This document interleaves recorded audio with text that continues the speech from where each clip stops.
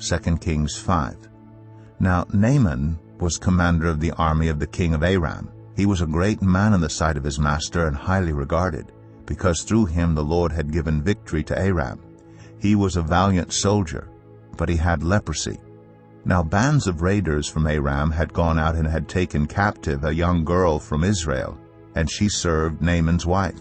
She said to her mistress, "If only my master would see the prophet who is in Samaria, he would cure him of his leprosy." Naaman went to his master and told him what the girl from Israel had said. "By all means go," the king of Aram replied. "I will send a letter to the king of Israel." So Naaman left, taking with him 10 talents of silver, 6,000 shekels of gold, and 10 sets of clothing. The letter that he took to the king of Israel read, "With this letter I am sending my servant Naaman to you, so that you may cure him of his leprosy." As soon as the king of Israel read the letter, he tore his robes and said, "Am I God? Can I kill and bring back to life? Why does this fellow send someone to me to be cured of his leprosy? See how he is trying to pick a quarrel with me?"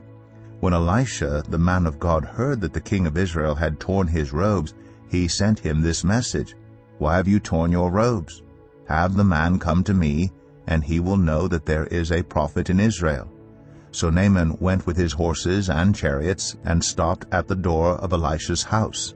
Elisha sent a messenger to say to him, "Go, wash yourself 7 times in the Jordan, and your flesh will be restored, and you will be cleansed."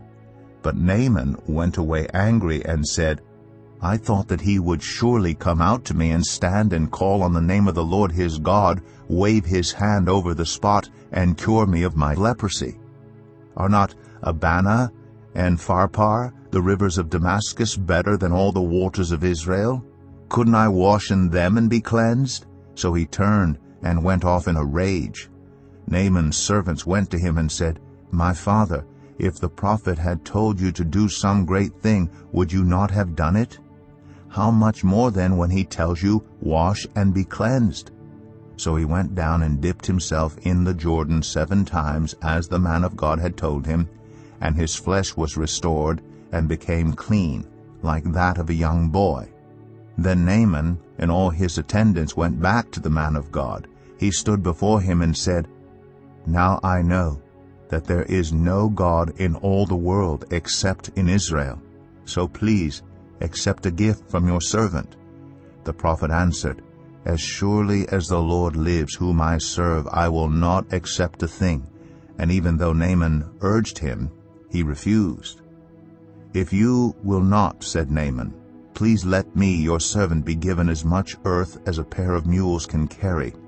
For your servant will never again make burnt offerings and sacrifices to any other god but the Lord. But may the Lord forgive your servant for this one thing.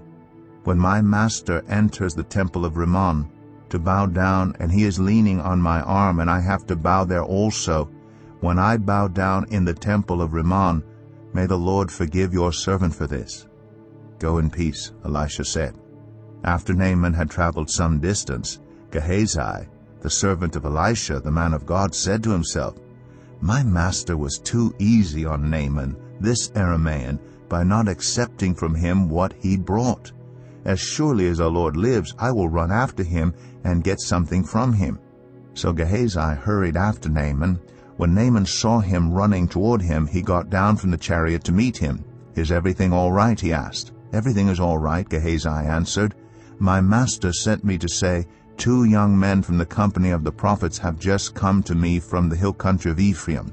Please give them a talent of silver and 2 sets of clothing."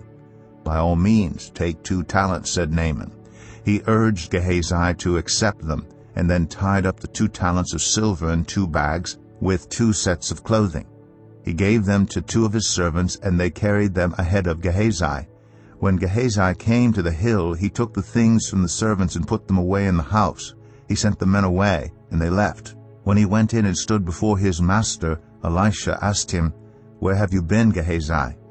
"Your servant didn't go anywhere," Gehazi answered. But Elisha said to him, "Was not my spirit with you when the man got down from his chariot to meet you?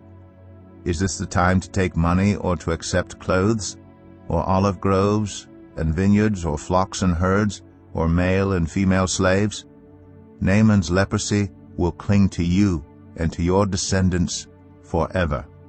Then Gehazi went from Elisha's presence, and his skin was leprous. It had become as white as snow.